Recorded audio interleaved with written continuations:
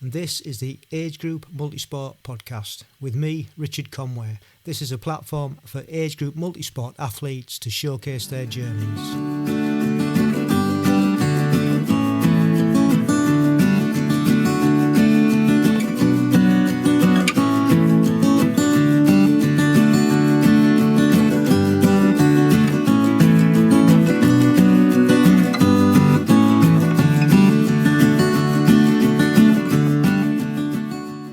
Today's show is brought to you by Preska Sportswear. Preska are the world's first climate positive sportswear brand. They do cycling gear for men and women, and also running gear, and also some triathlon gear. And they were kind enough to send me samples over, and I've got to say they were really, really good. And a few weeks ago they had a flash sale. I don't know whether you saw it on Instagram, and if you haven't, well, it might be worth your while following Preska Sportswear on Instagram for the next one, because the cycling gear was really, really cheap. And Mrs. C went and bought a winter top and also some bib shorts, and she's delighted with them. So get yourself over to their website, which is preskasportswear.com, and have a little look. Hey, how you doing? Hope you're all okay and the training's going well and your racing's going even better. And thank you once again for taking the time out to listen to this podcast. And on episode 55, we welcome back Yiannis Christodoulou, who was originally on episode 9. And we catch up with Yiannis after he got in touch with us and said it had been a while, and it has actually. It's been 2 years since he was on the podcast. So we catch up with Yiannis and find out what he's been doing in those 2 years. Some really good chat about the races that he's been in, and a little bit about COVID as well, because he suffered with that. I think at the time of episode 9 we were just going into lockdown, and here we are 2 years on, and it's still around. It's not going anywhere. That's coming up. Hope you enjoy that chat. So Mrs. C and a few of our WBC Wolves Breakfast Club team members were up at York Triathlon 2 weekends ago. It was a well-organised triathlon. Pool-based swim. We had a member of ours who'd only done one previous triathlon, so we decided that we would go and support her in a second one. And it was, like I say, it was a well-run triathlon. The weather wasn't ever so good or very kind. It was quite wet in the morning. The ladies went off first in the morning, the men in the afternoon. And the cycle route was on a university campus, so it was a bit technical, but they all seemed to have enjoyed it after they'd done it. I wasn't racing, I was just supporting. If you're up in that neck of the woods and you want a triathlon around about this time of year, try that York Triathlon. Like I said, well organised, and the guys really enjoyed it. New book on the horizon. I've just picked up Adam Peaty's autobiography, donated to me by my son. And so far so good, really enjoying it. I'll give you a little bit more feedback when I've finished it. Been watching the ladies' tour after the men's tour. The ladies did an 8-day race, and that was pretty good. Some horrific crashes on the way, but really good racing. We've also been watching the Commonwealth Games, which was fantastic to see all those different sports coming together in our country. And I'm sure lots of you were quite fortunate to go and actually see it live, because there was plenty of things on. We mainly focused on watching the triathlon and the relay triathlon, which were really exciting. And then we watched the cycling and lots of the athletics as well. Lots to watch in an event like that. So that was really cool. Been listening to a few podcasts while I've been working, and one of them is the Tri.Dot podcast. And this episode they had 16 skills that would have us racing faster than ever before. So it was pretty good. There there was a few things in that I hadn't really thought about. So it's always nice to learn and pick up new ideas. So that's worth a listen. It was out on the 18th of July. If you go over to whatever platform that you listen to your podcasts on. So yeah, 16 triathlon skills to sharpen your race on the Triathlon podcast. I was also listening to the Simon Ward podcast, and on episode, can't actually remember what episode it was. Anyway, it was how to be a faster cyclist, and he was recommending to forget FTP and focus on MSP, which is more important. And he had Jacques Devore on. An MSP is the maximum sustainable power that you can hold over a long period of time. So if you're doing, halves or full Ironman or ultras, then this is a pretty good podcast to have a listen to, actually. So yeah, Simon Ward. Again, I'm not sure what episode it was, but it was on the 22nd of June, and it was very informative. So there's a couple of podcasts for you to get your teeth into, as well as this one that you're listening to now, and all our previous 54. Give them a listen, give them a like. And if you're an age group athlete and you would like to come on the podcast and share your story, please do get in touch. You can either DM us on both Facebook and on Instagram, or you can send us an email at agegroupmultisportpodcast@gmail.com. So yeah, don't be shy. Come on and have a chat. That's all it is. And we're all good at talking about ourselves, aren't we? So it shouldn't be too hard. And if you're unsure of the format, well, I don't think you will be, because you've been listening to it already. So you know what to expect. It's all about you and what you've been up to and what you've been through. So yeah, come on and share your story and inspire others. Right, it's now for the main event, and I shall see you on the other side. Thank you for wanting to come back on and update us. That's all right. I can't believe it was August of 2020 when we spoke last. Blimey, that was 2 years ago. I did think it was a few years back, but I wasn't sure. I wasn't sure if it was 2019 or 2020. Wow. Yeah, 2020. I listened to it again today just for as a refresher as to where we'd left it, really. And yeah, it was August 2020 it went out, so would have been a couple of weeks before that when we actually chatted. So okay, yeah. So still in. I think I remember a lot of what we were chatting about. Very much the pandemic and stuff, wasn't it? Really, and yeah, everything had gone on hold, hadn't it? And yeah. So it was just a bit of a. Well, we didn't know what was happening, did we? Nah. So how's things with you? You're looking very well. Yeah, not too bad. Unfortunately, I picked up COVID. I'm not sure if I picked it up during the race. After the relay race on a Sunday, I started feeling my throat was a bit weird, and I said to my wife as we were walking, as you're walking round after the race, I said I don't feel great, like something wrong with my throat. And then the following day, I woke up with a full head cold. I tested myself out there, but I was all right. I felt very achy because I did 2 back-to-back races, so I wasn't sure, and I didn't have much energy, but. I tested myself a few times out there and it was negative. I managed on the following Friday, I managed to do a speed session on the bike and the run, which was all right, no problem. But I did feel after it, I felt really tired. And I thought that's not normal. But I kept testing. When I got back on the Sunday, I still tested. And then on the Wednesday, I got on the. I was only doing very easy training after that as well.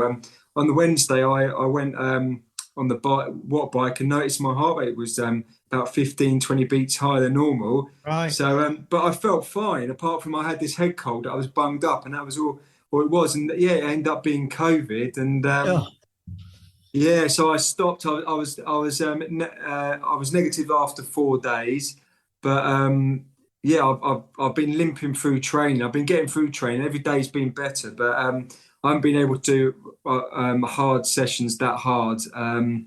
It's just a bit weird. And I seem to get really tired really quickly. Yeah. So it's obviously, although I didn't feel like it at the time, it's obviously affected me a bit later on. But Yeah. What Well, I about suppose you?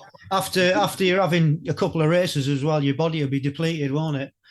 Yeah, so I did. I mean, I did that. I did those races, and then I obviously got it, and then I did the British Aquathlon Championships, expecting to do would have expected to do well normally, but yeah, I decided to on the Thursday decided that we decided we should go and do it because I had loads more energy and I was all right in the race, but it took me a long time to get going on the swim. I don't know if that was a mental thing.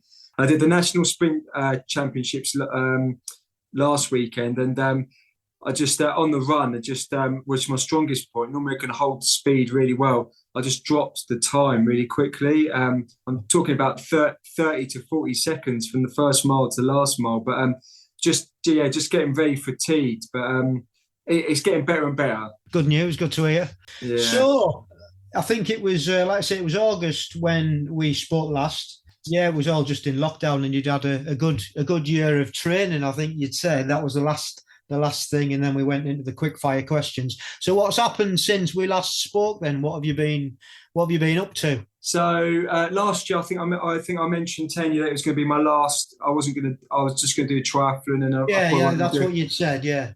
So that was the main aim. So the main aim, all championships, and to be the best in the triathlon, to be the best I could be, really. And so what I did, I went to Eton Dorney to not necessarily to qualify for the World Champs, although I submitted my application because it was for the World Champs in Montreal. What distance was that, Yiannis?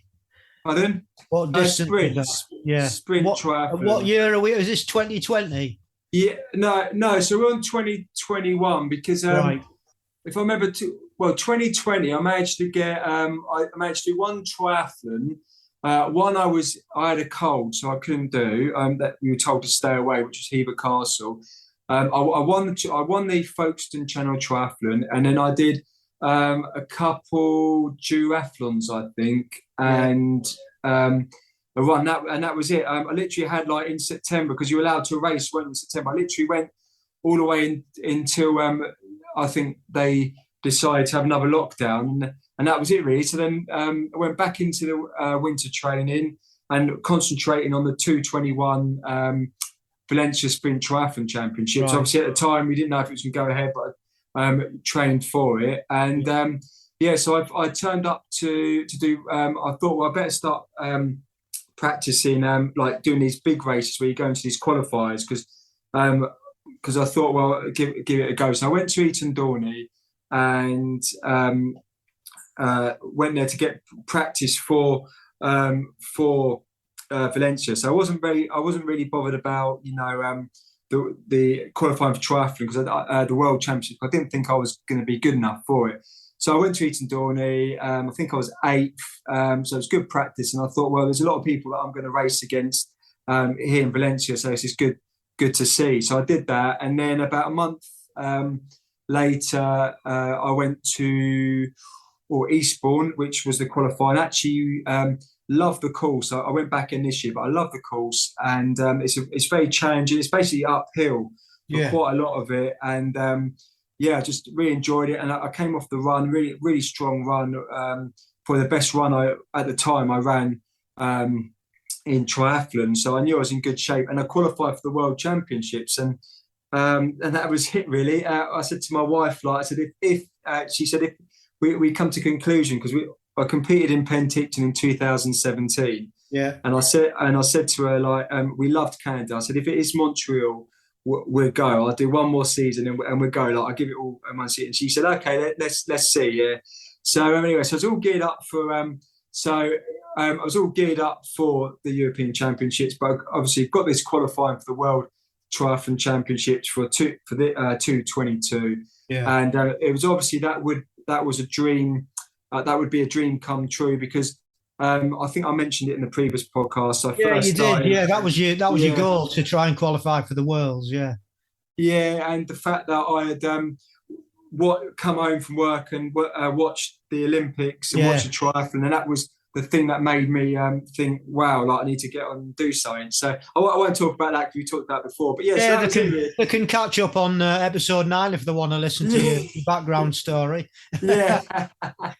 Yeah. So so basically last year it was all geared up. I did the National Sprint Triathlon Championships a few weeks, I think, before Valencia, and I came second in the nationals in my age group. So I was happy. I had a really good race. Well done.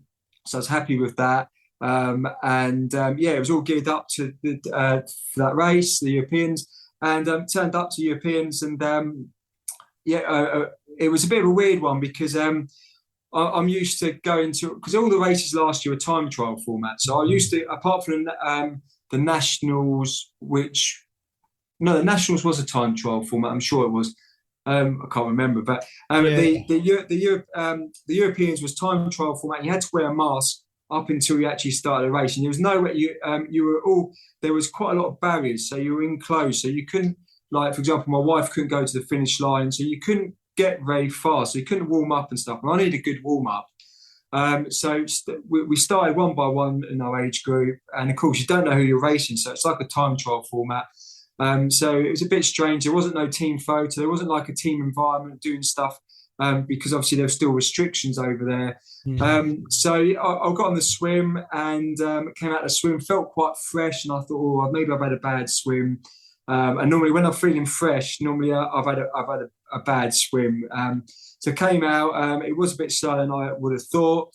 Got onto the bike, really gave the bike, because it was quite technical. It was a bit annoying because it's non-drafting, and there was a lot of Spanish people, a lot of people drafting off me, but it's the way it goes, I suppose. I kept to the rules, and then I did the run. I had a really good run. I think I ran 17:11 for 5K. It was bang on 5K, which is good because I don't like doing triathlons and then the 5Ks aren't 5Ks because it's my strongest point.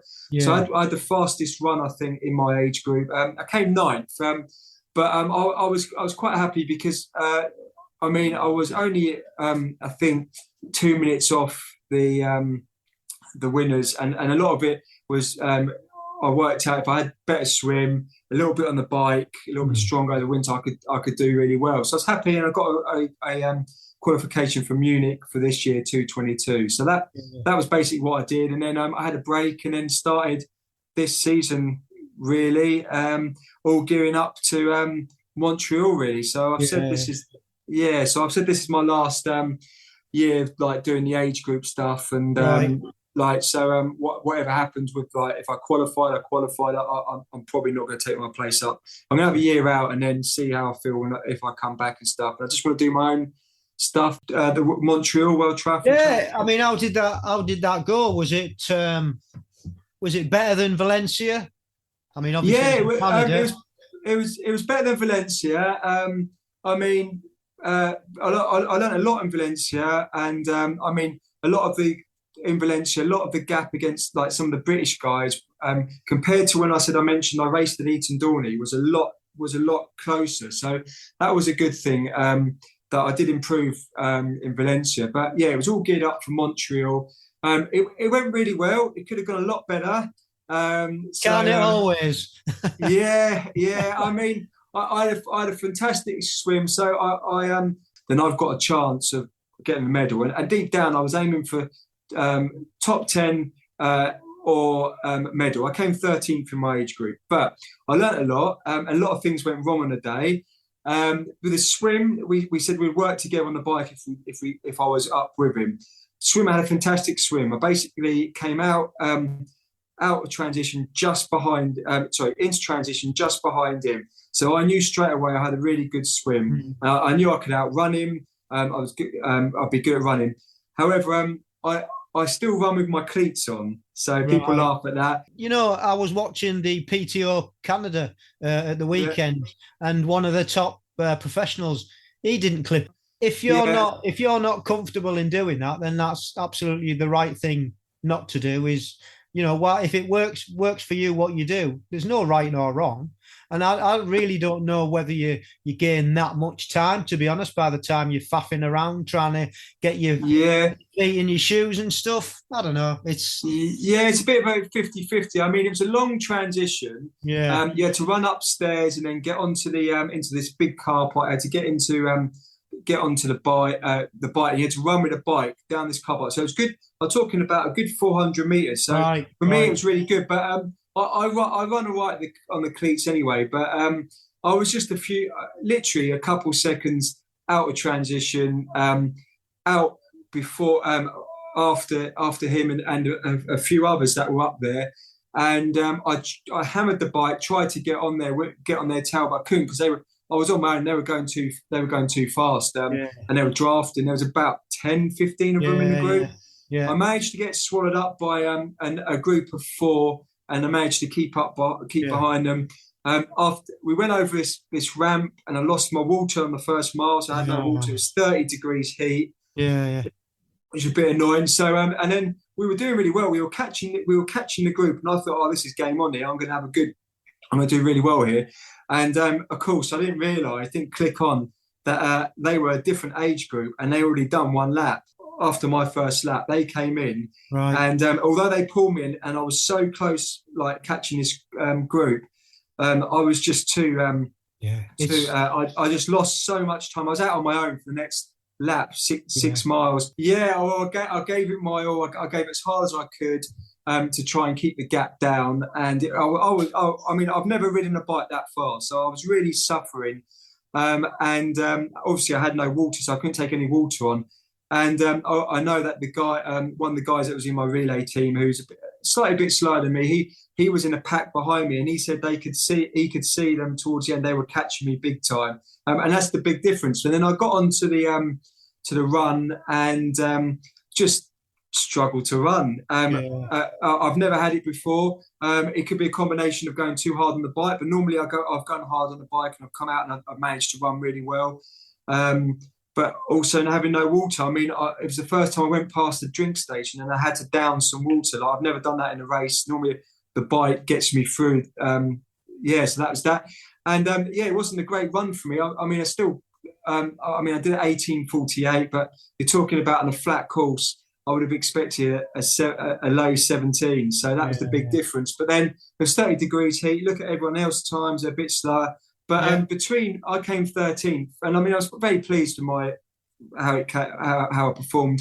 But if I had come between me and fifth, this Brazilian guy Tiago was 40 seconds, and then from him onwards there's another minute. And if you look at that, I think to myself, well, because I like to analyse stuff, if I'd have been in that pack, I'd have been with him, I'd have outrun him, I'd have been in the top 3. But I'm really pleased. I gave it all, and it's all about enjoying it and having fun, and the experience of being at World Championships, especially triathlon, is like completely different to aquathlons. It's just completely different, and it's very competitive as well. Yeah, and then I did the relays. Was I did the first ever.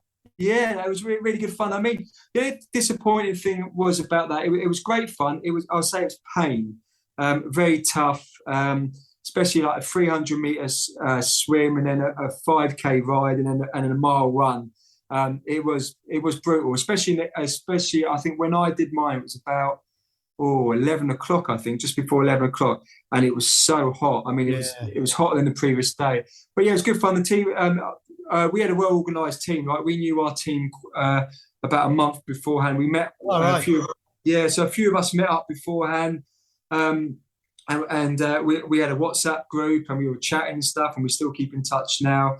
But the only thing that disappointed me was that British Triathlon, unfortunately, I don't know how they picked the teams. It looked like it was random, but they had no clue. And if they picked the teams properly and put people in the proper teams, they'd have come back with a lot of medals. So I don't know. They did apologise. There was loads of people wanting to swap team stuff, but at the end of the day, I could have been in a faster team and would have been one of the faster ones in the fast team age group. And I could have won. They would have won a medal. But at the end of the day, I met my team beforehand. They're really nice. They were all down to earth, and I actually felt like I was a team, whereas the others didn't feel like they were a team. So yeah, I didn't care where we came. So I'll just explain to us then, because obviously it was the first time that it had run. Yeah, You're not sure how they pick the teams. So for each age group, how many teams did you have? I think there was about 4 or 5 in mine. All right. It, Okay. yeah, So so that meant that everybody who took part in their age group was also in the relay. if you wanted to, there was reserves. There wasn't. Not everyone did it, but yeah, I Right. think there was. I think there was 3 or 4 at least in my age group. I was the second British team, and there was another team in front of us that came fourth or fifth. But Yeah. because it was the first one, I suppose there's always going to be problems with the first ones. But talking to Oh, different, absolutely. yeah, but talking to different national athletes and stuff, that they were picked. They just went down the fastest. Yeah. So That yeah, makes sense. but it was great. I mean, it was great fun. I really enjoyed it, and actually, to be honest, I'm glad that no one asked to pick me or move me to a team because I had a really nice team and they were good. Well, it sounds as if you had a good time. If you know they always throw up I don't know some anomalies, don't they? Whenever you're racing abroad and you're racing for your age group, it's always never plain sailing. There's always something that comes. Nah, But I'm glad you enjoyed the whole experience and you've ticked that box. You've done what you set out to do. yeah, So that's really good. You got to be pleased with that. yeah. No, I'm really pleased. I mean, I mean, out of it, I pre-qualified Yeah. for next year. Obviously, I said I'm not going to take the position up. Well, at the moment, I'm not. But yeah, I'm really pleased. I mean, at the end of the day, like the scenario that I was given, I was the best I could do. Well, that sounds really good. So what have you done since you've been back?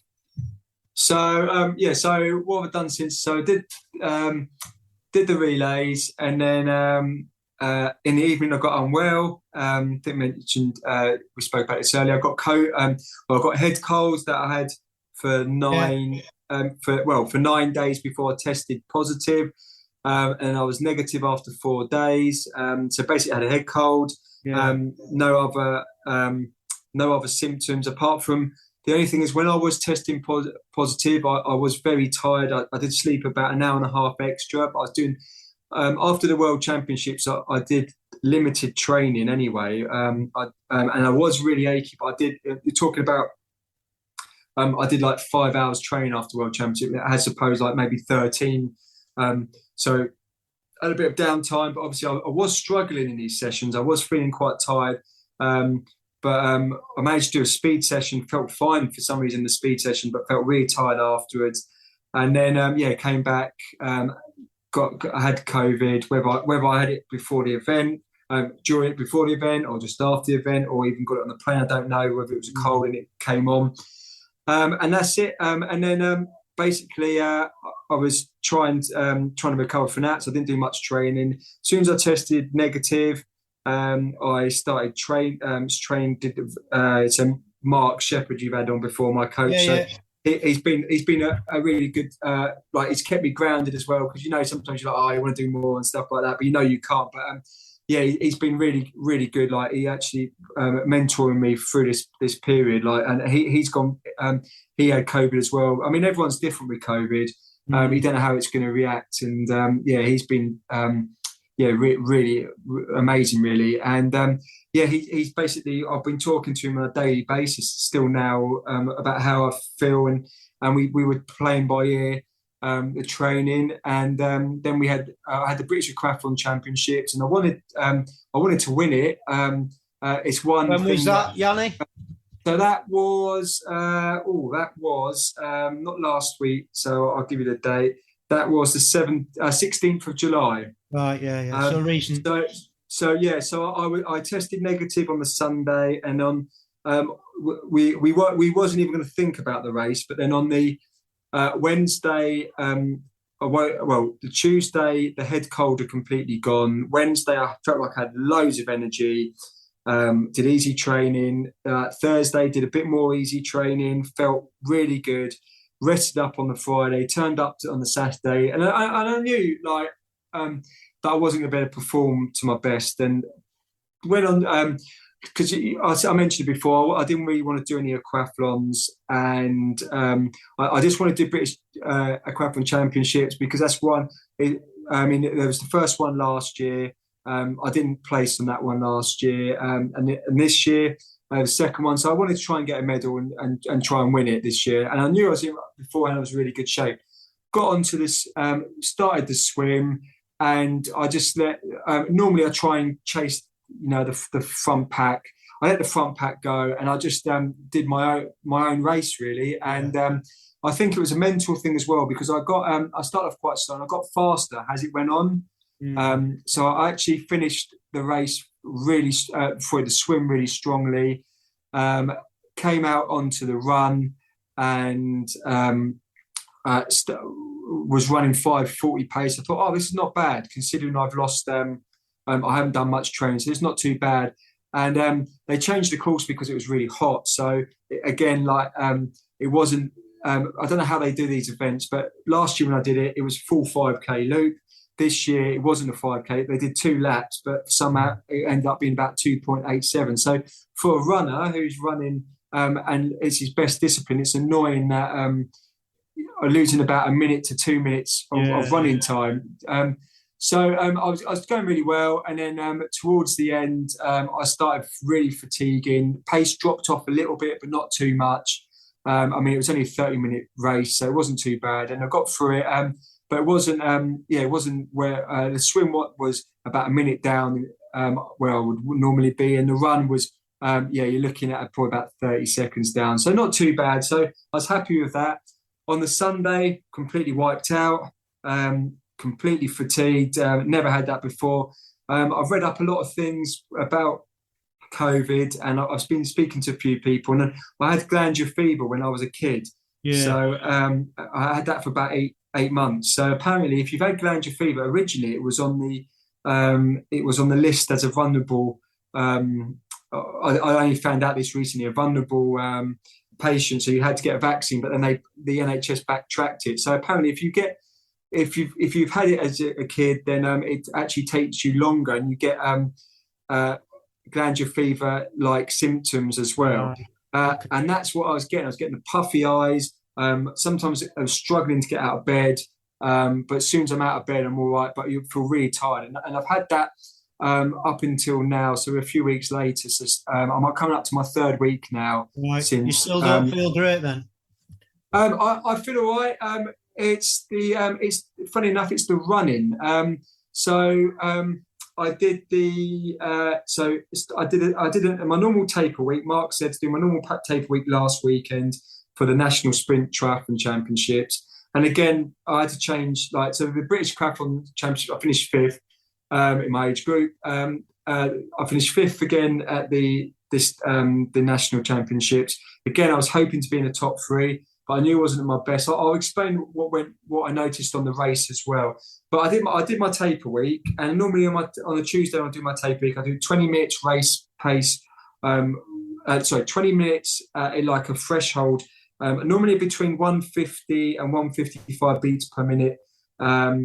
Heart rate running, and I go straight on and do 20 minutes on the bike at race pace effort. So that's my Tuesday before race.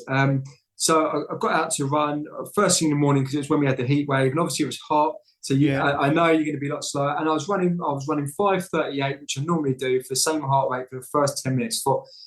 It's really good. And then 10 minutes later, for the next 10 minutes, I just dropped down to 6:08. So I kept it the same heart rate. I didn't want to overdo it, and I thought, I've definitely got this in my system. Got on the bike, and I was basically cycling in zone 3 power zone because I couldn't get into my race pace. So I thought I'll just be sensible. It's hot and stuff like that. I was really tired the following day when I woke up, and tired. I got through easy sessions, and then the Friday I did a bit. I do a very short, hard brick session. Got through that fine, basically back to normal, apart from the run was a few seconds off. So I thought that was really good. Saturday woke up, felt really tired most of the day, extremely fatigued. Woke up Sunday fine for the race. Started the swim, felt good on the swim, went really well. The bike, I got into a pack. I just couldn't push a bit hard on the bike. Got into a pack, and I felt that they were a bit too slow because I caught them up quite quickly, but I couldn't really get past them. And I was quite comfortable in there. And then the run was the weirdest thing because run's my strongest point. I started off at 5:40 the mile, and I dropped 30, 40 seconds by the end. I just completely hit a cliff, and that's the swimming's back to normal. The running, the cycling seems to be back to normal now. Like the swimming seems to be hitting the reps bang on what I was doing pre Montreal. The swimming. The biking is now come back up like this week. Everything's stabilised. The heart rate's back low, but it's the running. The first time actually this week that I've actually managed to have a really fast run off zone 2, like 7:04 minute mile average off zone. So that was really good. But then I felt tired on the Wednesday. Yeah. So it's still there, but it seems to be the running that seems to be like it's all right while I'm training. I'm not tired or fatigued when I'm training. Seems to be afterwards, like the following day. So it seems to be the running that seems to activate it a little bit. But we're being very cautious with it anyway. What have you got planned next then? And how are you going to? Because obviously it sounds as if you've still got issues with whether it's COVID or whatever. Do you think you need a complete rest? Next weekend I've got a tune-up race, which the Oysterman, which is just a local race, and then the week after that I've got Montreal. So they were always Montreal. Munich. Yeah, so you've got Munich coming up, yeah. So obviously you don't want to take your foot off the gas at the moment because you've got that. That was what I was trying to work out. Yeah. So if I didn't have any races or anything, and it was just like a local race, so I'd have a rest. But I think I'm on the mends. I think I'm getting the good training back in now. So hopefully Munich in 2 weeks, 2.5 weeks time, I'll be able to be up there. You'll give it your all, I'm sure you will, and you'll come out where you're supposed to be. So.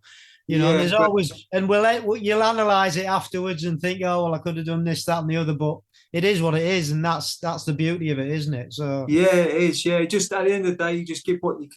So you were saying earlier that you're going to give yourself a year out and have a bit of a break. So have you got any other things in the pipeline other than triathlon and multisport, or are you just going to completely stop? Well, when I say completely stop, I'm not going to I'm just going to do my own thing. So I'm just going to do a bit I don't want to go have a set program, and I've got to do this, got to do that. For me, if one day I wake up and I'm like, I don't want to do anything, I won't do anything. If I want to go and do a run with the wife, I go and run, do 30 minutes. I don't have to go out and say I've got to go and do a zone 2 run. I've got to go. Like that. I just want to do my own thing and see where it leads. Really, I would for me, I think I've achieved everything in I think I mentioned before in triathlons, and I think I've achieved the most I can triathlons. I've done really well out of that as well. So going to that. Maybe there is a thing at the back of my mind. Maybe go and do that marathon time. I always wanted to do a sub 2 hour marathon time. So maybe my running's come a long way. Sub 2 hour? Sorry, not 2 hours. I wish, I wish. I'd have to have some magic shoes on. No, I mean, sub 3 hour. Sub 3 hour, yeah. That's it's come a long way, but not that long. I need a bike to do that. Yeah. So I was thinking, maybe a marathon. I just want to maybe get my 10K time down a little bit more, just to see what it was. I mean, I've got PBs recently in a 5K. I did 16:40, and I did Brighton 10K, which isn't flat, but that was beginning of the season when I wouldn't say I was fully fit. 34 minutes 51. So I'd like to see if I can get those times a bit further down, but the thing is, I enjoy triathlon training, so I enjoy swimming and stuff. So I will be doing a bit of swimming, a bit of cycling, a bit of running, and it might be that I'm not going to do many races next year, so I've definitely said that. But it might be the fact that I feel like I feel good. I might turn up to a triathlon and do one. But yeah, at the moment, I don't really know where my path's going to lead me. But it's more of just like ad hocly doing training and just seeing how I feel. I mean, I know it sounds. I mean, it's my 10 years anniversary this year that I've done. I started sport, so in a month's time. So yeah, I sort of just want a bit of a break, and yeah, I'm not going to close the doors or anything. Yeah, that's it really. Well, good luck with it all. Thanks. It's been great to catch up. And That's been good. are you still doing your YouTube channel? I've been so busy, I haven't done it for a long time. I haven't noticed you put anything up. That's all. That's why I asked. So. Yeah, I've not done it for a while. I do hope to go back to it, but I mean, I've got so many video footage from races and stuff that I planned to do, but just didn't have time. It is time, and life takes over as well. That's the thing. Yeah. All that dog walking you've got to do now as well. Yeah, it's not too bad because it's not too bad because I walk every lunchtime anyway. So I take him out with me. So are you still working from home? Yeah, I'm still working from home. So that's still good. So I still get the balance like life and training. Still train before I work and then after I work. So it's quite good. Yeah, cool. Yeah. Well, whatever you do, just keep on doing it. And I always say it's like a lifestyle anyway, isn't it? We just do stuff. Doesn't have to be particularly competitive or anything. Just keeping healthy and keeping fit, and that's the main thing. And keeping happy. Yeah, well, yeah, exactly. At the end of the day, it's about having fun because no one tells us to do it. It's about enjoying it. And enjoying your hobby. Really, that's it. Really, and couldn't have put it better myself. And that's a great place to land it. Like I say, thank you once again for coming back on. No, thanks for having me. Great to have a catch up, and we might leave it for another couple of years. Who knows what's happen, eh? I might be back. You never know. You might see me doing a half Ironman or something. Well, we follow each other on Instagram anyway, so we'll keep an eye on, see what's just enjoy it. Just enjoy whatever you're doing, and no pressure. I think we put pressure on ourselves to do these things sometimes, and I think. I think you're probably doing the right thing. Just give it a year, and then you might get the. Yeah, I just think it's when you've done it for so long, sometimes you just want a bit of like a break, and then you come back. I mean, during lockdown, especially last year, I mean, when you couldn't race during 2019, and then there was hardly any races till in 2020. I remember getting that feeling when I did them few races, thinking, "Oh, this is really good." Like this, is bad, and that's the feeling I want to get again. It's like really enjoy. I mean, I'm not saying I'm not enjoying it at all, but it's just I just feel like I just need a break and do my You've got to listen to your body and listen to what you want to do, and like I say, as long as you're doing something, it doesn't really matter what it is, as long as you're happy doing it. Well, it was great to catch up with Yiannis. And nice to hear that he's had quite a successful couple of years since the last podcast, which was episode 9. And if you haven't heard that one, you can go along and listen to that. But yeah, really nice to hear Yiannis, and good luck to him in the future ventures, whatever that may be. Sounds like it's going to be mainly running, because I think that's his first love, to be fair. So that's about it for now. Thank you once again for listening, and I hope you've enjoyed the chat. And don't forget, if you or any of your friends would like to come on the podcast, we are now looking for new guests to share their stories and inspire others. Please get in touch. DM us at Facebook or Instagram, or get in touch on our email, which is agegroupmultisportpodcast@gmail.com. But once again, thank you for listening, and I hope you have a good fortnight. And if you're racing, good luck, and I hope your training goes well if you're just training. So we would love it if you could give us some feedback on Spotify or on Apple Podcast. You could rate the show, because it really does help us get out to a wider audience. So yeah, you can subscribe to our YouTube channel, which is AmpGB. We're on Instagram at amp_1967. We're on Facebook at AmpGB. Twitter at Age Group Multisport Podcast. And if you want to get in touch by email, we've already mentioned the email address, which is agegroupmultisportpodcast@gmail.com. Thank you ever so much once again for listening. And don't forget, stay safe, keep training, and love the process.